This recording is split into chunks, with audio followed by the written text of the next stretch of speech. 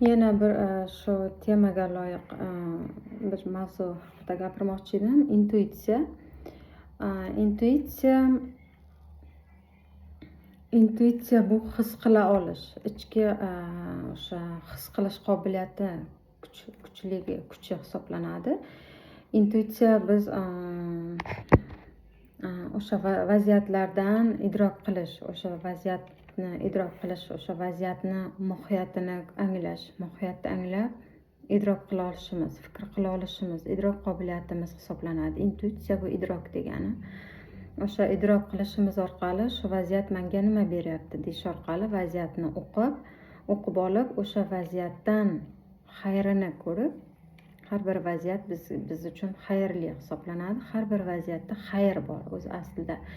Shu vaziyatdan mohiyatini anglab, vaziyatni o'qib, menga nima bermoqchi vaziyat deb o'sha vaziyatdan rivojini olib rivojlanishimiz uchun xizmat qiladi o'z aslida vaziyatlar.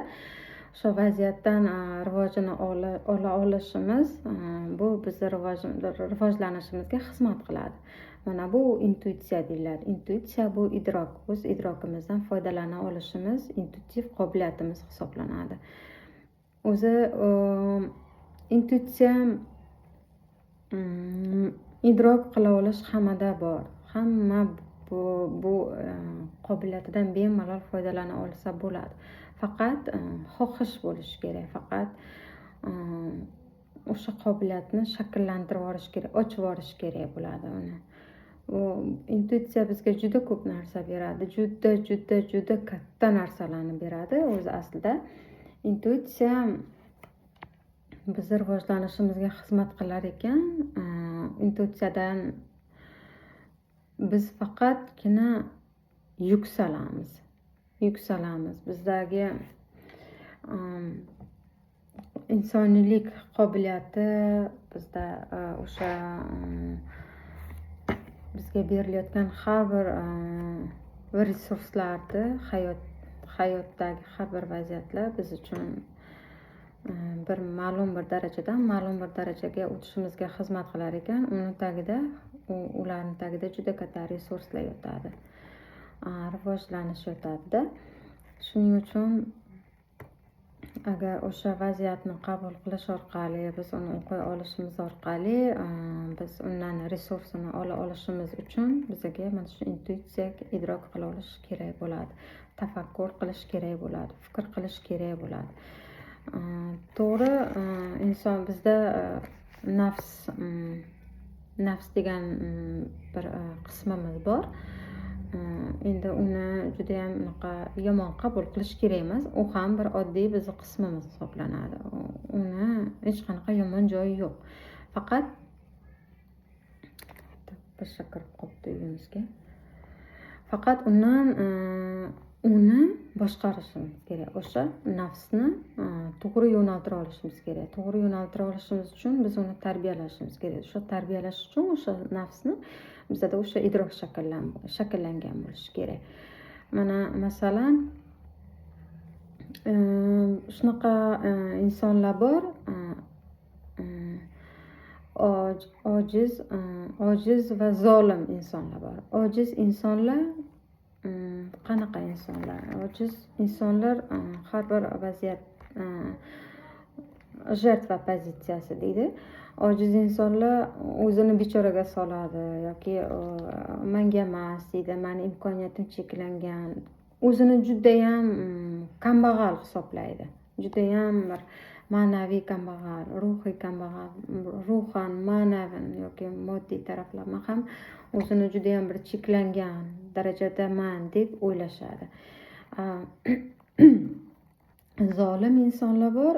Zolim insonlar mana aytganim bo'lish kerak edi, mana aytganday bo'lish kerak edi, mana aytganimni qilish kerak edi yoki nima uchun mana aytganim bo'lmadi, nimaga bunday, nimaga mana shunaqa hayot tarzida yashaydigan insonlar, bular zolim insonlar hisoblanadi. Bu ojiz inson pozitsiyasida yashayotgan insonda ham nafs boshqarayotgan bo'lyapti hozir bu yerda. zolim pozitsiyasida yashayotgan insonda ham bu yerda ham nafs ketyapti, ego. Nafs bu ego. Psixologический tilda, psixologiyada bu ego deydi. Ego hisoblanadi, ego deyiladi. Ya'ni ego deyiladi. Shuning uchun o'ylashi mumkin, odamlar, kambag'al qarashdagi insonlar o'ylashi mumkin, yo'q, men kamtarman, men undayroq bo'lsam, odamlarning oldida o'zimni ko'rsatmasam, yoki kamroq gapirsam, yoki o'zimni aqlli tutsam, yoki o'zimni bundayroq tutsam deyish orqali bunga ko'p misollar bor. Ojiz sherpa pozitsiyasida yashaydigan insonlar, bular o'ylashi mumkin, men kamtarman, men juda ham kamtarlik qilyapman, o'zimda bo'lmasa ham, ozgina bo'lsa ham odamlarga ulashyapman yoki unday deb bular o'ylaydi. O'ylashi mumkin, men juda ham bu yerda men kamtar bo'lyapman, o'zini kamtar hisoblaydi. Lekin bu kamtarlik emas. Bu yerda o'sha nafs, kibrli inson, kibr uni boshqarayotgan bo'ladi. Zolim pozitsiyasidagi inson o'ylashi mumkin, men to'xta deydi, mana shunga hozir bu hozir menga bunday dedi-ku deydi, men bunga hozir zo'r gapirishim mumkin deydi, gapim bilan o'tirishim mumkin. Bu zolim pozitsiyasi. Yoki men unga bir vaqtlar yaxshilik qiluvdim deydi. Yoki bu ham zolim pozitsiyasi. Yoki men yaxshiligimni bilmadi. Bor-ku shunday insonlar. Yoki men orqali rivojlandi, yoki agar men qarashmaganimda shunday bo'lmasdi, yoki juda misollar ko'p. Shuning uchun bu zolim pozitsiyasi bo'ladi. Bunda ham uni nafs boshqarayotgan bo'ladi. Chunki nafs kibr boshqarayotgan bo'ladi. Kibr bu nafs degani.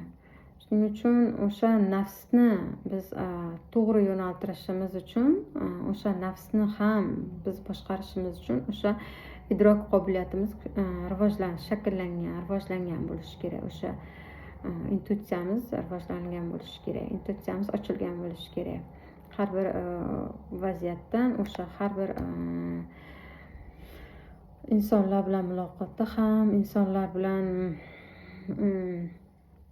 aloqa qilishda ham, yoki hayotda o'z o'rnini topish uchun ham mana shu bizga o'sha idrok qila olishimiz kerak bo'ladi avvalambor. Shuning uchun idrok bizga juda ham ko'p nimalarni beradi idrok qilish.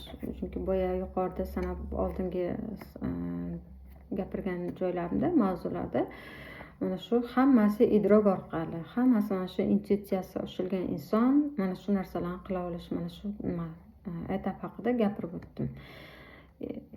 Bizga idrok juda ham muhim hisoblanadi. Idroksiz biz yuksala olmaymiz hech qachon. Idrok qilish, fikr qila olishimiz, o'sha nafsni boshqarishimiz uchun fikr qila olishimiz o'sha idrokdan boshlanadi, tafakkurdan boshlanadi.